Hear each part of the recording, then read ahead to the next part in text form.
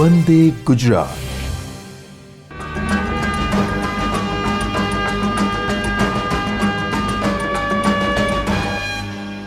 નમસ્કાર મિત્રો, આજના આ વર્ચ્યુઅલ ક્લાસરૂમમાં ટ્રેનિંગ સેશનમાં આપ સૌનું હાર્દિક સ્વાગત છે. હું આઈટીઆઈમાં ચાલતા ફિટર ટ્રેડના અંતર્ગત NSQF 5ના સિલેબસ મુજબ સેમેસ્ટર 4ના ફ્લો કંટ્રોલ વાલ્વ લેસનની આજે સંપૂર્ણ માર્ગદર્શન સાથે માહિતી આપીશ. તો સૌપ્રથમ તો આપણે ફ્લો કંટ્રોલ વાલ્વની માહિતી મેળવતા પહેલાં અગાઉના લેસનમાં હાઇડ્રોલિક પંપ વિશેની સંપૂર્ણ માહિતી મેળવી. ઔદ્યોગિક એકમોમાં તેમની જરૂરિયાત પ્રમાણે તેનો વપરાશ થાય છે. આજે આપણે આ લેસનમાં ફ્લો કંટ્રોલ વાલ્વ્સની સંપૂર્ણ માહિતી મેળવવાનો પ્રયત્ન કરીશું. હાઇડ્રોલિક કંટ્રોલ સિસ્ટમમાં ફ્લો કંટ્રોલ વાલ્વ એક અગત્યનો ભાગ ભજવે છે, જેનું મુખ્ય કામ ફ્લુઇડના ફ્લોને કંટ્રોલ કરવાનું છે. અને આ ફ્લોને કંટ્રોલ કરવાનું કામ મુખ્યત્વે ત્યારે જ શક્ય બને જ્યારે યાંત્રિક રીતે વાલ્વ્સ ગોઠવાયેલા હોય. ફ્લો કંટ્રોલ વાલ્વ્સ આ લેસનમાં આપણે કયા કયા મુદ્દાઓને આવરી લઈશું તો સૌપ્રથમ તેની ઊંડી સમજણ, ફ્લો કંટ્રોલ વાલ્વના ઓપરેશનનો સિદ્ધાંત, ફ્લો કંટ્રોલ વાલ્વનો સિમ્બોલ, જરૂરિયાત, વેરિયેબલ ફ્લો કંટ્રોલ વાલ્વ અને વન વે ફ્લો કંટ્રોલ વાલ્વની સંપૂર્ણ માહિતી, તેમજ મેન્ટેનન્સ ઓફ ફ્લો રેટ એટલે કે ફ્લો રેટને સંપૂર્ણ રીતે કેવી રીતે જાળવી રાખવો. તો હવે સૌપ્રથમ આપણે આ આકૃતિ દ્વારા ફ્લો કંટ્રોલ વાલ્વના બંધારણ વિશેની સંપૂર્ણ માહિતી મેળવીશું. તો તમે અહીંયા જોઈ શકો છો કે ઇનલેટ પોર્ટ અને આઉટલેટ પોર્ટ એટલે કે ઇનલેટ પોર્ટ P1 તરીકે ઓળખાય અને આઉટલેટ પોર્ટ P2 તરીકે ઓળખાય. તેમજ તેની સાથે તેના બંધારણમાં needle valve type flow control device જે ઓરિફિસ તરીકે ઓળખાય છે, જે રિસ્ટ્રિક્ટર તરીકેનું કાર્ય કરે છે. તો આ હતું સંપૂર્ણપણે ફ્લો કંટ્રોલ વાલ્વ્સનું બંધારણ. તો હું સૌપ્રથમ તમને એક વિડીયો દ્વારા તેની સમજૂતી આપવાનો પ્રયત્ન કરીશ. અહીં P1 ઇનલેટમાં ઇનલેટ પોર્ટ દ્વારા સૌપ્રથમ ઊંચા દબાણે ઓઇલ એન્ટર થાય છે. ત્યારબાદ રિસ્ટ્રિક્ટર વડે એ ઓઇલની ગરમી પેદા થાય છે અને આઉટલેટ પોર્ટ P2 વડે અહીં એ ઓઇલ બહાર નીકળે છે, જે તમે વિડીયોમાં સંપૂર્ણપણે જાણી શકો છો. અને આ ફ્લો કંટ્રોલ વાલ્વનું મુખ્ય કાર્ય છે. તો હવે જોઈએ ફ્લો કંટ્રોલ વાલ્વનો મુખ્ય હેતુ શું છે. તો ફ્લો કંટ્રોલ વાલ્વનો મુખ્ય હેતુ એક્ચ્યુએટિંગ સિલિન્ડર અથવા તો મોટરની ઝડપને વધઘટ કરવાનો છે, જેના દ્વારા ફ્લુઇડના પ્રવાહને કંટ્રોલ કરી શકાય છે. હવે આ ફ્લુઇડના પ્રવાહને કંટ્રોલ કરવા માટે કયા કયા પરિબળો ઉપયોગી છે અથવા તો એ કયા પરિબળો દ્વારા કંટ્રોલ કરી શકાય છે, તો જે મુખ્યત્વે સૌપ્રથમ રોટરી અથવા તો લિનિયર એક્ચ્યુએટર્સની મહત્તમ ગતિને મર્યાદિત કરવાથી, મતલબ કે પિસ્ટનની જે સ્પીડ છે એને equal to flow rate by the piston ક્ષેત્રફળ. ત્યારબાદ હાઇડ્રોલિક કંટ્રોલ સર્કિટમાં ફ્લો લિમિટ દ્વારા ઉપલબ્ધ મહત્તમ દબાણને નિયંત્રિત કરવાથી કે કંટ્રોલ કરવાથી, મતલબ કે પાવર બરાબર flow rate into the pressure. ત્યારબાદ અંતમાં છેલ્લે અલગ અલગ પંપમાંથી આવતા ફ્લોને સપ્રમાણમાં વિભાજિત કરીને. હવે જોઈશું આપણે ફ્લો કંટ્રોલ વાલ્વના ઓપરેશનનો સિદ્ધાંત. ફ્લો કંટ્રોલ વાલ્વના ઓપરેશન જનરલી બે દબાણ વચ્ચેનો તફાવત જે પ્રેશર ડ્રોપ તરીકે ઓળખવામાં આવે છે, એની જે ગરમી પેદા થાય છે તેનું ઉર્જામાં રૂપાંતર કરીને મુખ્ય તેનું કાર્ય બનાવી શકાય છે, જે હું તમને આગળ આકૃતિ દ્વારા વ્યવસ્થિત રીતે સમજાવવાનો પ્રયત્ન કરું. ઉપરોક્ત આકૃતિમાં દર્શાવ્યા મુજબ P1 દબાણે ઓઇલ વાલ્વ એમાં દાખલ થાય છે અને પ્રતિબંધિત વિસ્તારમાંથી પ્રવાહ પસાર થઈને આઉટલેટ B તરફ જાય છે. જ્યારે પ્રતિબંધિત વિસ્તારમાંથી તે ઓઇલ પસાર થશે ત્યારે એ જે ઘર્ષણને કારણે ઓઇલમાં ગરમી પેદા થાય છે, જેના દ્વારા હાઇડ્રોલિક એનર્જી એટલે કે પ્રેશરનું હીટ એનર્જીમાં રૂપાંતર થાય છે. અને જે પ્રેશર ડ્રોપ થવાથી આ એનર્જીનો વ્યય થાય છે, તેના પ્રેશર ડ્રોપને P તરીકે ઓળખવામાં આવે છે. નીચે મેં આકૃતિમાં દર્શાવેલું છે કે ગ્રેટર ક્રોસ સેક્શન એરિયા એટલે કે જો ક્ષેત્રફળ વધુ હોય તો ફ્લોનું વોલ્યુમ કેવી રીતે આવે છે અને એરિયા નાનો હોય તો ફ્લોનું વોલ્યુમ કેવી રીતે આવે છે. હવે આ ઓપરેશનના સિદ્ધાંતમાં જે ફ્લોનો વોલ્યુમ ક્ષેત્રફળના બાબત પર આધારિત છે, પણ આ ઉપરાંત પણ બીજા ઘણા બધા પરિબળો પર આધારિત છે. તો સૌપ્રથમ તો આડછેદનું ક્ષેત્રફળ મોટું છે કે નાનું તે તો તમે જોયું. ત્યારબાદ છે દબાણનો તફાવત. પછી પ્રતિબંધિત એરિયામાંથી પસાર થાય એટલે કે તેનો ઓરિફિસનો આકાર અને લંબાઈ કેવી છે તેના પર પણ આધારિત છે. અને ત્યારબાદ હાઇડ્રોલિક ઓઇલની વિસ્કોસિટી મતલબ કે સ્નિગ્ધતા, જે તમે આગળ સારી રીતે તેનો અભ્યાસ કરેલો જ છે. ત્યારબાદ ફ્લો કંટ્રોલ વાલ્વ્સના સિમ્બોલ વિશેની આપણે સંપૂર્ણ માહિતી મેળવવાનો અહીંયા પ્રયાસ કરીશું. હવે અહીંયા આકૃતિમાં દર્શાવ્યા મુજબ એક સ્ક્વેર બાર દર્શાવ્યો છે, જે સ્ક્વેર બારને વાલ્વ તરીકે ઓળખવામાં આવે છે.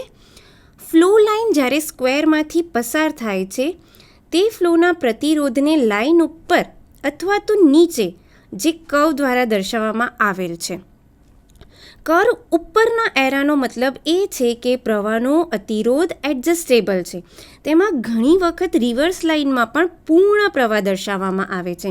અને આ ત્યારે જ શક્ય બને જ્યારે એક વાલ્વને ફ્લો કંટ્રોલ વાલ્વની લાઇનમાં જમણી બાજુએ લગાવવામાં આવે.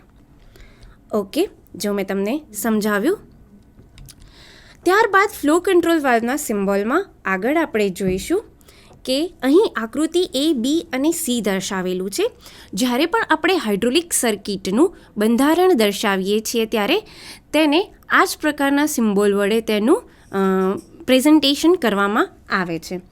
સૌપ્રથમ ઉપરોક્ત આકૃતિમાં દર્શાવ્યા મુજબ જે આકૃતિ A છે તેમાં ફોરવર્ડ દિશામાં ઓઇલનો પ્રવાહ પ્રેશર પોટ Pથી વર્કિંગ પોટ A તરફ વહે છે. હવે સ્પ્રિંગ લોડેડ વાલ્વને દબાવવાથી રિવર્સ દિશામાં ઓઇલનો પ્રવાહ Aથી પોટ P તરફ વહે છે. આ કિસ્સામાં જો રિટર્ન ઓઇલ ટેન્કમાં પાછું ફ્લો થતું હોય તો પ્રેશર પોટ P સર્કિટના ડાયરેક્શન કંટ્રોલ વાલ્વની મદદથી ટેન્ક પોટ T બને છે. ત્યારબાદ ઉપરોક્ત આકૃતિમાં જે એમાં પ્રેશર અને તાપમાન માટેનો જે એડજસ્ટેબલ કંટ્રોલ વાલ્વ આપવામાં આવેલો છે, ત્યારબાદ આકૃતિ બીમાં ફિક્સ પ્રકારનો ઓરિફિસ અને રિડ્યુસિંગ વાલ્વ પ્રકારના સિમ્બોલ દર્શાવવામાં આવેલા છે. અને અંતમાં આકૃતિ Cમાં એડજસ્ટેબલ ઓરિફિસ અને રિલીફ વાલ્વના સિમ્બોલ દર્શાવવામાં આવેલ છે. જનરલી આ સિમ્બોલ સાથે સાથે ફ્લોની લાક્ષણિકતાઓ પણ ઘણા બધા પરિબળો ઉપર આધારિત છે. તો કે કયા? તો કે જનરલી વાલ્વનો વેગ કેવો છે, અથવા તો વાલ્વનો આઉટલેટ પાસે ઇનલેટમાં દબાણ ઓછું છે કે વધારે. ઓકે, તો આ વાત થઈ આપણે ફ્લો કંટ્રોલ વાલ્વના સિમ્બોલ વિશેની. ફ્લો કંટ્રોલ વાલ્વના સિમ્બોલ. ઓકે, ફ્લો કંટ્રોલ વાલ્વના સિમ્બોલ બાદ ફ્લો કંટ્રોલ વાલ્વની જરૂરિયાત શા માટે સર્જાઈ છે? તો કે હાઇડ્રોલિક કંટ્રોલ સર્કિટમાં એક્ચ્યુએટરની સ્પીડ નિયંત્રણ કરવા માટે ફ્લો રેટને નિયંત્રણ કરવો જરૂરી છે.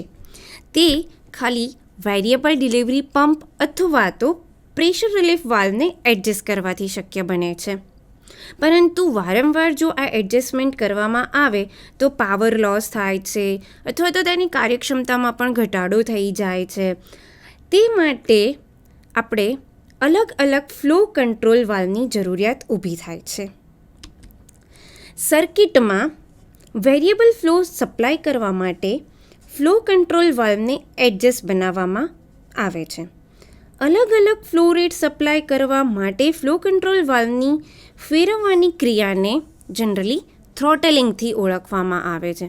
અને વાલ્વને પણ થ્રોટલિંગ વાલ્વથી જ ઓળખવામાં આવે છે. ઓકે, આ થઈ ફ્લો કંટ્રોલ વાલ્વની જરૂરિયાત. ત્યારબાદ હવે આપણે ફ્લો કંટ્રોલ વાલ્વના બે પ્રકાર વિશે માહિતી મેળવવાનો પ્રયત્ન કરીશું. તો તેના બે પ્રકાર છે, વેરિયેબલ ફ્લો કંટ્રોલ વાલ્વ અને one way flow control valve. હવે અહીં તમે આકૃતિમાં જોઈ શકો છો કે વેરિયેબલ ફ્લો કંટ્રોલ વાલ્વમાં ઇનલેટ પોર્ટ જેમાંથી P1 દબાણે આપણે ઓઇલને પસાર કરીએ છીએ અને અહીં P2 પોર્ટ જે આઉટલેટ પોર્ટ છે. પરંતુ અહીં એક એડજસ્ટેબલ નોબ જે રિસ્ટ્રિક્ટર તરીકેનું નીડલ ફ્લો જેવું જ કાર્ય કરે છે, પરંતુ વેરિયેબલ ફ્લો કંટ્રોલમાં એડજસ્ટેબલ નોબ આપેલો હોય છે. માત્ર તેનું બંધારણ જ જુદું પડે છે. ઓકે, હવે આપણે વેરિયેબલ ફ્લો કંટ્રોલ વાલ્વનો ઉપયોગ ક્યાં થાય છે તે સમજવાનો પ્રયત્ન કરીશું. તો અહીં આકૃતિમાં એક પ્લેટફોર્મ પર લિફ્ટિંગ કાર દર્શાવેલી છે. તેને ઝડપથી અથવા તો ધીમે ધીમે ઉપર અને નીચે ઉંચકવા માટે સિલિન્ડરની ગતિનો ઉપયોગ થાય છે. સિલિન્ડરની આ ગતિને ફ્લો કંટ્રોલ વાલ્વ દ્વારા ઓઇલના સપ્લાયમાં અવરોધ કરવાથી તેમાં વધઘટ કરી શકાય છે, જે થ્રોટલિંગ વાલ્વ દ્વારા પણ ઘણી બધી રીતે સ્પીડમાં પણ ફેરફાર કરી શકાય છે. ઓકે, તો આ થઈ વેરિયેબલ ફ્લો કંટ્રોલ વાલ્વની વાત. હવે ત્યારબાદ આપણે માહિતી મેળવવાનો પ્રયાસ કરીશું one way flow control valve વિશેની. વન વે ફ્લો કંટ્રોલ વાલ્વમાં પણ આવું જ કંઈક છે કે ઇનલેટ પોર્ટ એમાં P1 પાસે ઊંચા દબાણે ઓઇલને પસાર કરવામાં આવે છે અને અહીં જે રિસ્ટ્રિક્ટર તરીકેનું કાર્ય કરતું હોય એવું એક સાધન મૂકવામાં આવે છે, મતલબ કે એ નીડલ ફ્લો કંટ્રોલ વાલ્વ તરીકે તેને ઓળખવામાં આવે છે. અને ત્યારબાદ બી પાસે તે P2 દબાણે અહીં ઓઇલ બહાર નીકળે છે. આથી વન વે ફ્લો કંટ્રોલ વાલ્વના બંધારણની વાત. હવે one way flow control valve શું છે? તો જ્યારે વેરિયેબલ ફ્લો કંટ્રોલ વાલ્વમાં આપણે ફ્લોને વેરિયેબલ નોબ દ્વારા એટલે કે એડજસ્ટેબલ નોબ દ્વારા આપણે તેનું સેટિંગ કરતા હતા, તેવી જ રીતે ફ્લોને કંટ્રોલ કરવાનું સેટિંગ કરતા હતા.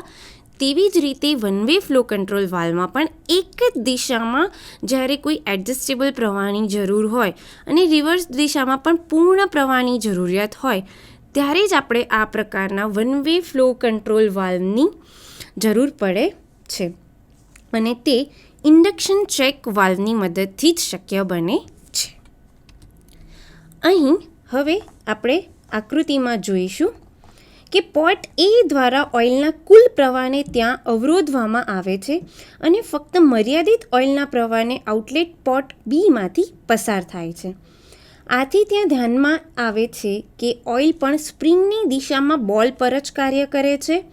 આથી બોલ પોર્ટ બીની એકદમ નજીક છે, તેથી તે પોર્ટ બી સાથે જોડાયેલો રહે છે. જ્યારે રિવર્સ દિશામાં એટલે કે બીથી એ તરફ જ્યારે ઓઇલ ફોર્સ બોલ પર સ્પ્રિંગ ફોર્સની સામે કાર્ય કરે છે.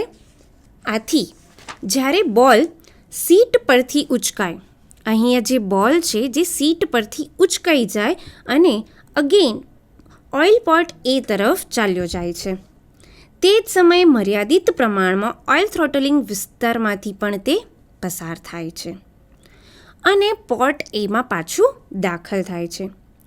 આથી પોર્ટ એ પર ઓઇલનો પ્રવાહ આપણને કેવો મળે છે? સંપૂર્ણ મળે છે. ઓકે, તો આ હતી વન વે ફ્લો કંટ્રોલ વાલ્વનો મુખ્ય પ્રિન્સિપલ. ત્યારબાદ આપણે હવે જોઈશું કે વન વે ફ્લો કંટ્રોલ વાલ્વનો ઉપયોગ ક્યાં થાય છે.